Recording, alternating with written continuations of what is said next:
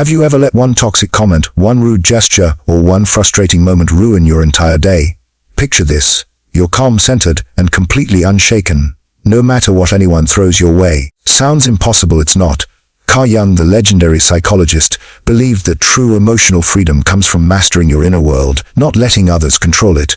In this video, we're diving into Carl Jung's timeless wisdom to reveal 6 transformative lessons that will help you stay calm, confident, and in control even in the most infuriating situations. You'll learn how to face your shadow to tame anger, set boundaries to protect your peace, and let go of what holds you back, all grounded in Carl Jung's psychology of self-discovery. By the end, you'll have practical tools to stop reacting impulsively and start living with unshakable inner strength, ready to unlock the secret to never being bothered again.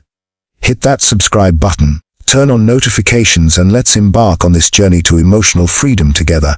Stay with us.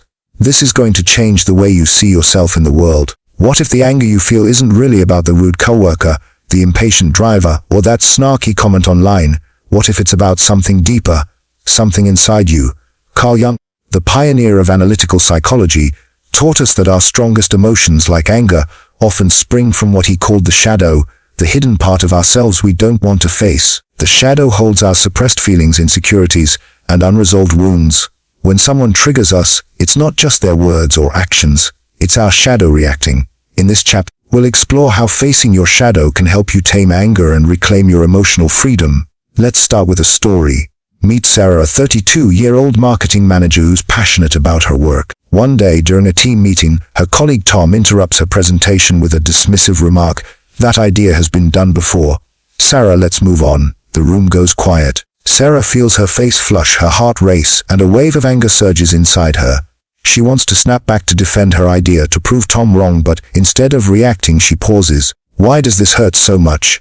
Why is Tom's comment making her feel small? That's when Sarah realizes it's not just about Tom, it's about her shadow, the part of her that fears being overlooked, the part that ties her worth to others' approval. Carl Jung believed that our shadow isn't just a problem, it's a teacher.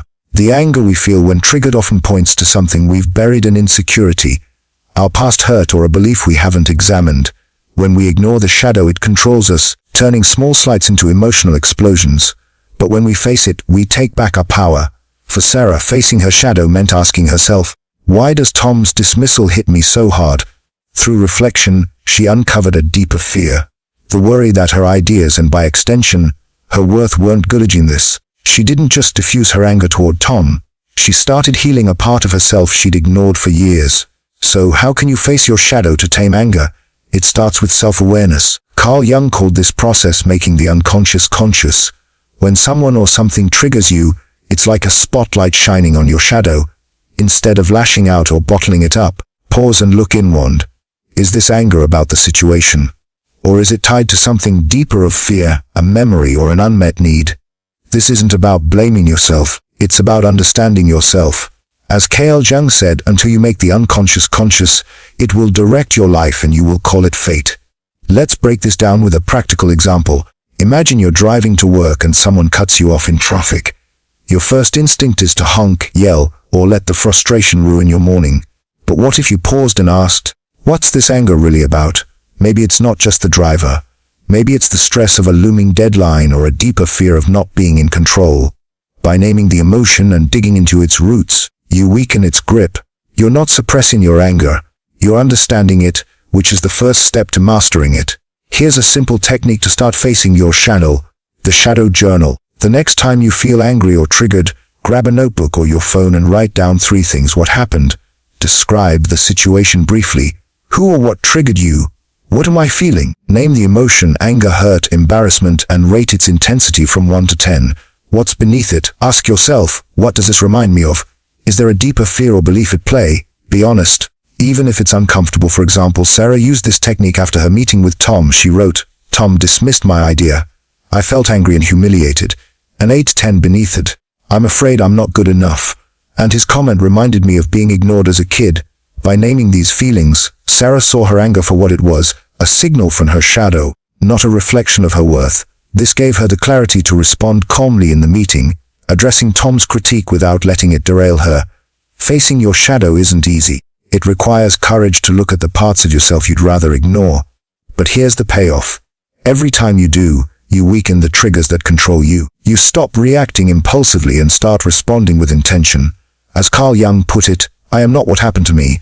I am what I choose to become. The rude coworker, the impatient driver, the snarky comment. They lose their power when you understand that your anger is a doorway to self-discovery. So the next time you feel that heat rising, don't push it away, let it consume you. Ask yourself, what's my shadow trying to teach me by facing it? You're not just taming anger. You're unlocking a deeper connection to yourself, and that's where true emotional freedom begins. Stick with us for Chapter 2, where we'll explore how to choose your response instead of letting others write your story. What's one trigger you've noticed lately? Drop it in the comments below. We're all on this journey together. Have you ever felt your blood boil because of something someone said or did, only to realize later you could have handled it differently? Here's a powerful truth. Carl Jung's psychology reveals between every trigger and your reaction there's a space, a moment where you have the power to choose. That space is your freedom. Too often we let other people's words or actions write the story of how we feel. But what if you could take back the pen? In this chapter, we'll explore how to use that space to choose your response, not let someone else's narrative control your emotions. Carl Jung's work teaches us that our reactions are shaped by our inner world, our unconscious beliefs, fears and desires. When someone pushes your buttons, it's tempting to think they made you angry, but Carl Jung would argue they're just the spark. The fire comes from within. The good news, you can choose how that fire burns or if it burns at all. By stepping into that space between stimulus and response, you can align your actions with your values, not someone else's story. Let's dive into a real-life example. Meet John, a 28-year-old graphic designer who's always been close with his childhood friend Mike. One evening over drinks, Mike makes a cutting remark. "You're still doing those artsy projects. When are you going to get a real job?" John feels a surge of anger and betrayal. His first instinct is to fire back to defend his career and passion, but instead he takes a deep breath and pauses.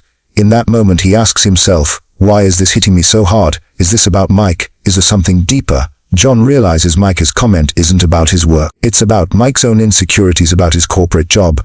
By choosing not to react, John avoids a pointless argument and keeps his peace. This idea of a space isn't new. Carl Jung drew inspiration from thinkers like Viktor Frankl, who famously said, "Between stimulus and response there is a space." In that space is our power to choose our response. In our response lies our growth and our freedom. For Jung, this space is where self-awareness meets action. It's where you decide whether to let someone's negativity pull you into their narrative or to stay grounded in your own truth.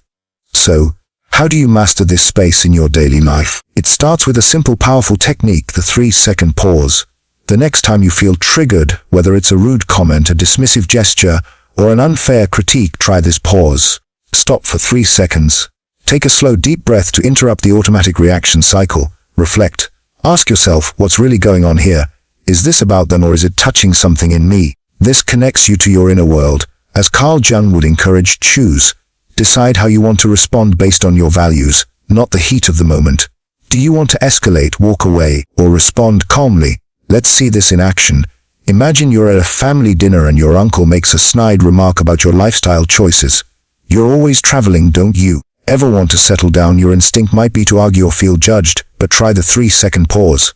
Breathe, reflect. Is this about my life, or is my uncle projecting his own regrets? Then choose. Maybe you say, I love exploring new places, it's what fuels me, and shift the conversation. Or maybe you just smile and let it go. Either way, you're in control, not your uncle's narrative. This technique isn't about suppressing your feelings. It's about giving yourself the space to feel, understand, and then act intentionally. Carl Jung's concept of individuation, becoming your true self, relies on this kind of conscious choice. When you react impulsively, you're letting someone else's story dictate your emotions. But when you pause and choose, you're writing your own. Here's another example to bring it home. Lisa, a high school teacher, gets an email from a parent accusing her of being too harsh with their child. Her first reaction is defensiveness. She works hard to be fair, but she uses the 3-second pause. She breathes, reflects, and realizes the parent's anger might stem from their own stress, not her teaching. Instead of firing off a defensive reply, she responds calmly, I appreciate your feedback. Let's discuss how we can support your child together. This not only diffuses the tension, but also keeps Lisa grounded in her values as an educator. The beauty of this approach is its simplicity. You don't need to be a Zen master or a Yongjin scholar to do this. You just need 3 seconds and the courage to choose your response over time. This practice rewires how you handle triggers. The rude coworker, the judgmental friend, the stranger who cuts you off. They stop having power over you. As Carl Jung might say, you're no longer a puppet of your unconscious reactions. You're the one pulling the strings. So the next time someone tries to pull you into their drama, remember you have a choice. Pause, reflect, choose. That's where your power lies. Stay with us for Chapter 3, where we'll dive into setting boundaries to protect your inner peace. What's one moment where you could have used the 3-second pause? Share it in the comments. We're all learning together. Do you ever feel drained by other people's demands? Like you're constantly saying yes when you want to say no? Carl Jung taught us that true inner peace comes from called individuation, becoming your authentic self by honoring your needs and values. A critical part of this journey is setting boundaries. Boundaries aren't about pushing people away. They're about protecting your energy so you can show up as your best self. In this chapter, we'll explore how setting clear intentional boundaries can shield your peace from external chaos and help you stay unbothered no matter what others throw your way. Carl Jung believed that to become whole, we must differentiate ourselves from the expectations and influences of others. Without boundaries, you risk losing yourself to their demands, moods, or negativity. Think of boundaries as a fence around your inner garden. They don't block out the sunlight, but they keep out what doesn't belong. When you set boundaries, you're telling the world, my peace matters, and I'm choosing to protect it. This isn't selfish, it's essential for living a life aligned with your true self. Let's bring this to life with a story. Meet Mia, a 35-year-old single mother and small business owner. Maya's friends often call her late at night, venting about their problems or asking for favors. She loves being there for them, but these calls leave her exhausted, cutting into her sleep and time with her daughter. One evening, her friend Lisa calls at 10 p.m. upset about a work issue. Mia feels a familiar tug of obligation, but pauses. She realizes she's been saying yes to everyone else at the expense of her own energy.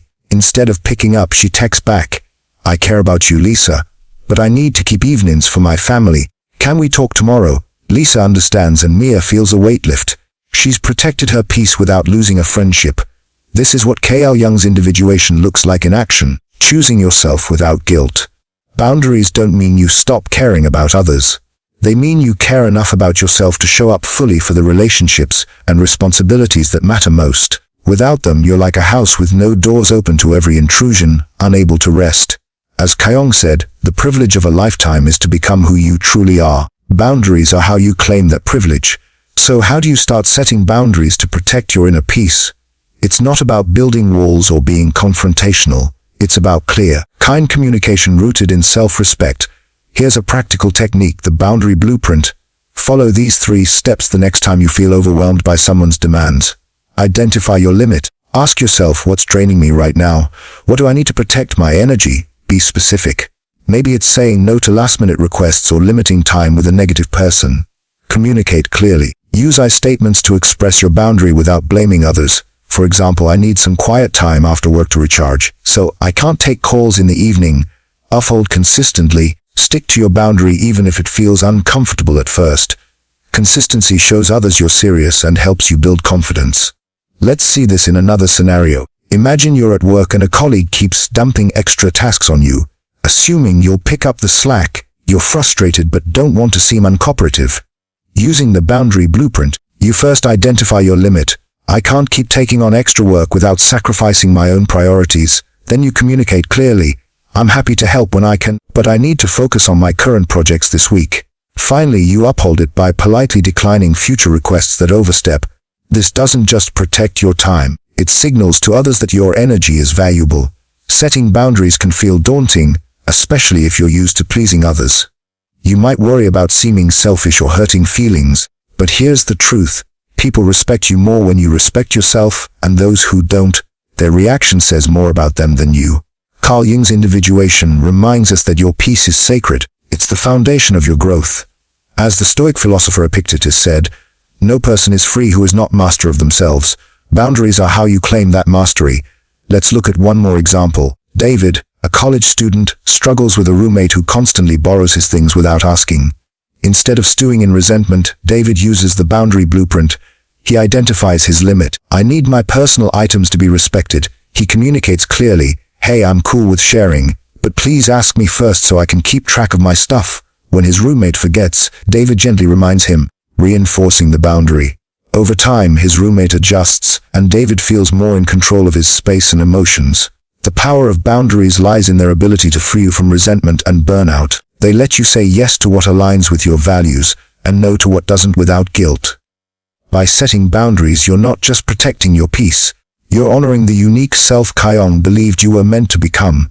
So the next time you feel pulled in every direction, pause and ask, what boundary do I need to set to protect my peace? Try the boundary blueprint and watch how it transforms your relationships and your sense of self. Stay with us for Chapter 4, where we'll explore how to reframe criticism as a tool for growth. What's one boundary you're ready to set this week? Share it in the comments below. Let's inspire each other to protect our peace. Has a harsh critique ever left you feeling defensive, angry, or even worthless?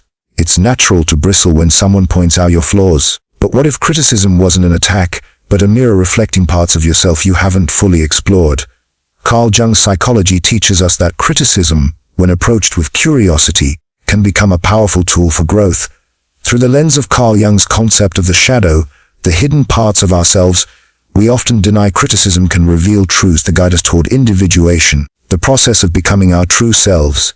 In this chapter, we'll explore how to reframe criticism to tame your emotional triggers and unlock deeper self-awareness. Carl Jung believed that our reactions to criticism often stem from our shadow, the unacknowledged fears, insecurities, or traits we push away. When someone criticizes you, it's like they're holding up a mirror to a part of your shadow you haven't faced. The sting you feel isn't just about their words. It's about what those words touch inside you. By reframing criticism as a chance to explore your shadow, you transform it from a source of anger into a stepping stone for personal growth. Let's bring this to life with a story. Meet Alex, a 30-year-old software developer who's poured his heart into a new project at work. During a review, his manager says, "This code is sloppy, Alex. You need to step up your game." Alex feels a wave of anger and embarrassment. His first instinct is to argue or sulk, thinking, how dare she call my work sloppy? But instead he pauses and reflects through Carl Jung's lens. Why does this criticism hurt so much? Is there truth in it? Digging deeper, Alex realizes the comment stings because it echoes a fear in his shadow, the worry that he's not as competent as he wants to be. Instead of lashing out, he asks his manager for specific feedback, uses it to improve his code, and feels more confident in his skills. By facing his shadow, Alex turns criticism into growth. This approach aligns with Carl Jung's idea that everything we encounter, even negativity, can serve our journey toward wholeness. Criticism doesn't define your worth. It's an invitation to look within. As Carl Jung said, everything that irritates us about others can lead us to an understanding of ourselves. The key is to separate the emotion of criticism from the lesson it might hold. Not all criticism is valid, but even poorly delivered feedback can reveal something valuable if you're willing to look. So how can you reframe criticism through Carl Jung's lens? Try this practical technique, the criticism filter, the next time you receive feedback that stings. Follow these 3 steps. Pause and breathe when criticism hits. Take a deep breath to avoid reacting impulsively. This creates space to process the feedback calmly. Separate fact from opinion. Ask yourself, is there any truth in this critique, or is it just their perspective? Break the feedback into parts. What's factual, what's subjective, and what's emotional? Explore your shadow. Reflect on why the criticism bothers you. Does it touch a hidden insecurity or fear? Can help write down, what does this feedback remind me of? Is my reaction about them or me? Let's see this in action. Imagine you're at a family gathering and your aunt says, "You're always so busy with work, you never have time for family." Your instinct might be to snap back or feel guilty. But apply the criticism filter. Pause and breathe. Separate fact from opinion. It's true, I've been busy, but her tone feels judgmental. Then explore your shadow. Why does this hurt? Am I afraid I'm failing as a family member? By reflecting, you might realize her comment touched a deeper guilt about balancing work and family. Instead of arguing, you could respond, "I hear you, Aunt Linda. I'm working on finding more balance." This keeps the peace and helps you grow. Here's another example. Sarah, a freelance writer, submits an article to a client who responds, "This isn't what I expected, it lacks depth." Sarah feels crushed, but uses the criticism filter. She pauses, separates the fact the article didn't meet expectations from the opinion.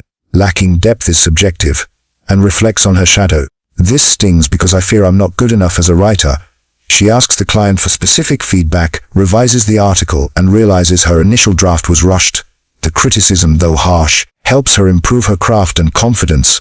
Reframing criticism isn't about ignoring your feelings or accepting every critique as truth. It's about using Carl Jung's wisdom to see feedback as a tool for self-discovery. Some criticism will be unfair or malicious, let that go. But when there's a grain of truth, it's a chance to grow stronger. As the Stoic philosopher Marcus Aurelius said, "You have power over your mind, not outside events. Realize this and you will find strength." By viewing criticism through Carl Jung's lens, you stop letting it trigger anger or self-doubt. Instead, you use it to shine a light on your shadow, moving closer to the authentic self Carl Jung believed you were meant to become. So the next time criticism stings, pause and ask, what can this teach me about myself? Use the criticism filter to turn feedback into fuel for growth. Stay with us for Chapter 5, where we'll dive into letting go to liberate your soul. Have you ever held on to anger or resentment so tightly that it felt like a weight dragging you down? Maybe it's a grudge against someone who wronged you, a regret you can't shake, or a moment of frustration you keep replaying. Carl Jung's psychology teaches us that letting go isn't just about releasing the past. It's a vital step in individuation, the journey to becoming your true authentic self. By letting go of what no longer serves you, you free your soul from emotional burdens and reclaim the peace others can't take away. In this chapter, we'll explore how to master the art of letting go to liberate your soul and stay unbothered by anyone. Carl Jung believed that holding on to anger or resentment keeps us tethered to our shadow, the hidden parts of ourselves we haven't fully integrated. These emotions act like chains, binding us to moments or people we can't control. Letting go doesn't mean ignoring what happened or excusing someone's behavior. It means choosing to release the emotional grip it has on you. As Jung put it, "I am not what happened to me. I am what I choose to become." By letting go, you're not giving up. You're choosing freedom over suffering. Let's bring this to life with a story. Meet Emma, a 29-year-old graphic artist who was betrayed by her best friend Claire. 2 years ago, Claire spread rumors about Emma at work, costing her a promotion. For months, Emma replayed the betrayal, imagining confrontations or revenge.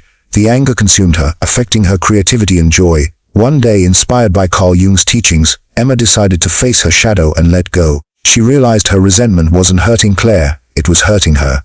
Using a visualization technique, Emma imagined her anger as a heavy stone she was carrying. She pictured setting it down and walking away.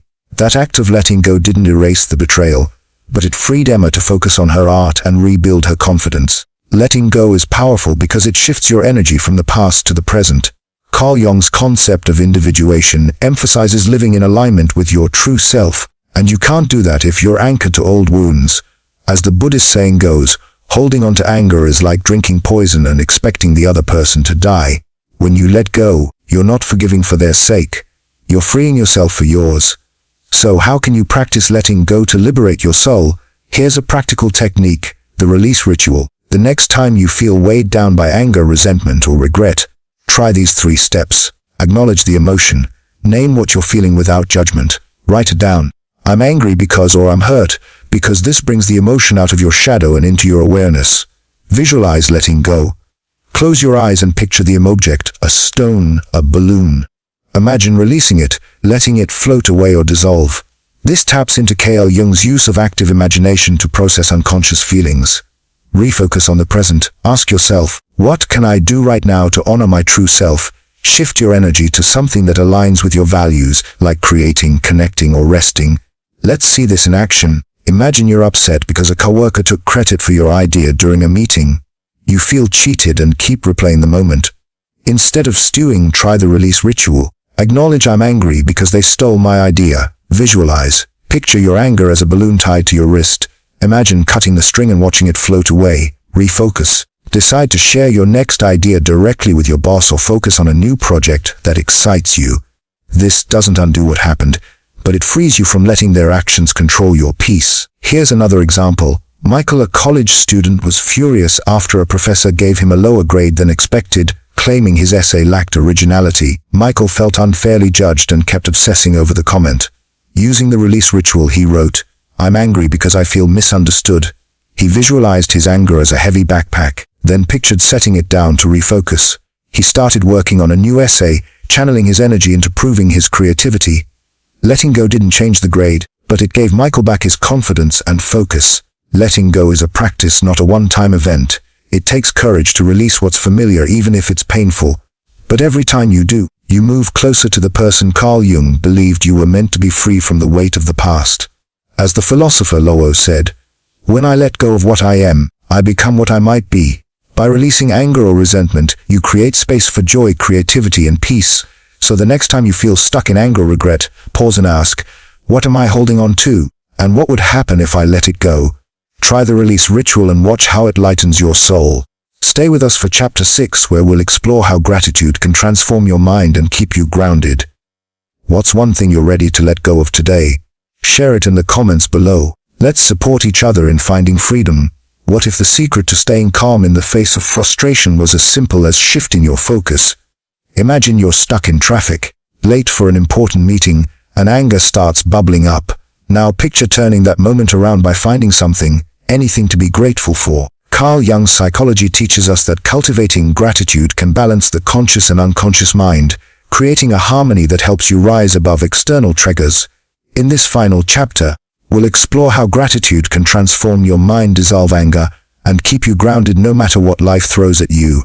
Carl Jung believed that our emotions, like anger, often arise when our conscious mind is out of sync with our unconscious. When we focus only on what's wrong, on the rude comment, the unfair situation, or the annoying delay, we feed the negative energy in our shadow. Gratitude, however, acts like a bridge, reconnecting us to the present and reminding us of the good that exists even in tough moments. It's not about ignoring reality. It's about choosing to see the bigger picture. As Carl Jung said, one does not become enlightened by imagining figures of light, but by making the darkness conscious. Gratitude helps you shine a light on your inner world, turning chaos into calm. Let's bring this to life with a story. Meet David, a 40-year-old delivery driver who's had a rough day. A customer yelled at him for a late delivery. Traffic was a nightmare and his phone died, leaving him disconnected. David felt his frustration building, ready to snap. But then he paused and tried something different. He thought, what can I be grateful for right now? He realized he was thankful for his job, which kept his family fed, for the music on the radio, which lifted his mood, and for the fact that tomorrow was a new day. That simple shift didn't erase the day's challenges, but it melted his anger, leaving him calmer and more centered. Gratitude is powerful because it rewires how you see the world. Carl Jung's idea of balancing the conscious and unconscious suggests that focusing on what's positive helps integrate the shadow, reducing the intensity of negative emotions. As the philosopher Cicero said, gratitude is not only the greatest of virtues, but the parent of all others. When you practice gratitude, you're not just calming your mind, you're building resilience to face life's ups and downs without being rattled. So, how can you cultivate gratitude to transform your mind? Try this practical technique, the gratitude reset. The next time you feel anger or frustration creeping in, follow these 3 steps. Pause and notice. Stop and name the emotion you're feeling. Acknowledge it without judgment. I'm angry because, or I'm frustrated because. Find 3 things.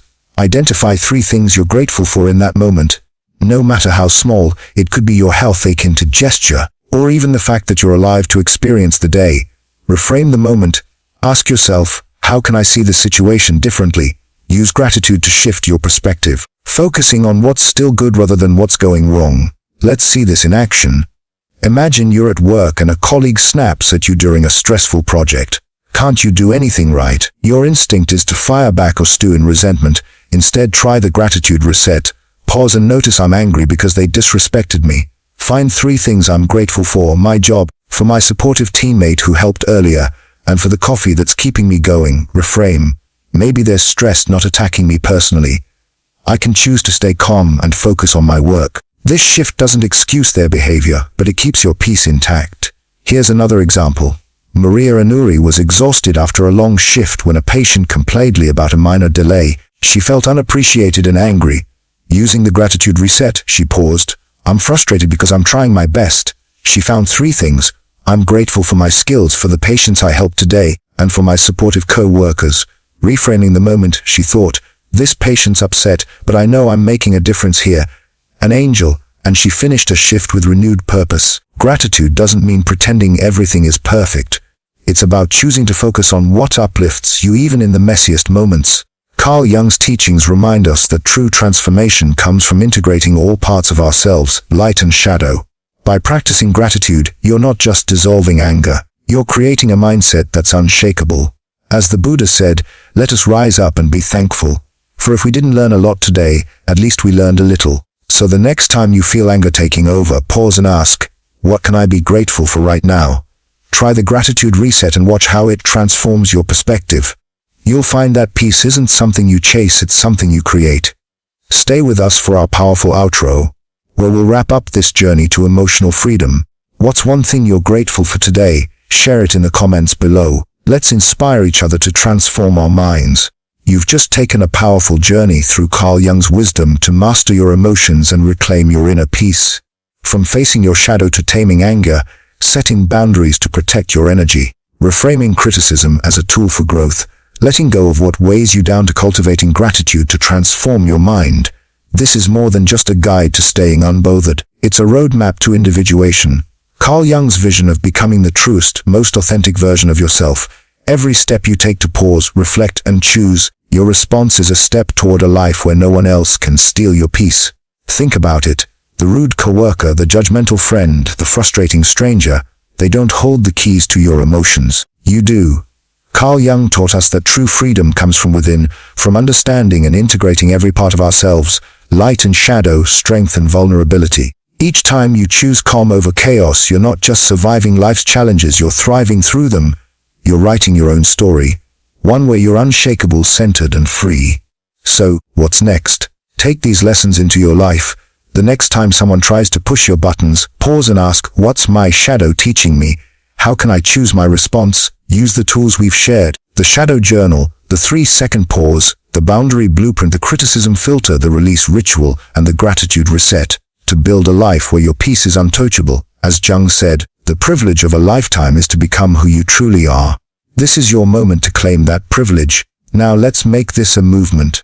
If Carl Jung's wisdom has inspired you to take control of your emotions, hit that subscribe button and turn on notifications to join the Jung Psyche Hub community. We're here to dive deeper into the psychology of self-discovery, and we don't want you to miss a single insight. Share this video with someone who needs a little extra peace in their life. Of a friend, a family member, or even a co-worker who could use a nudge toward emotional freedom. Like this video to help spread Carl Jung's timeless wisdom to more people. And most importantly, drop a comment below. What's one trigger you're ready to let go of today? Or one moment where you chose peace over anger? Your story could inspire someone else on this journey. Thank you for joining us on this transformative path. Your emotions don't control you, you control them. Keep showing up for yourself, keep exploring your inner world, and keep choosing peace. This is just the beginning. Until next time, stay grounded, stay authentic, and stay unbothered.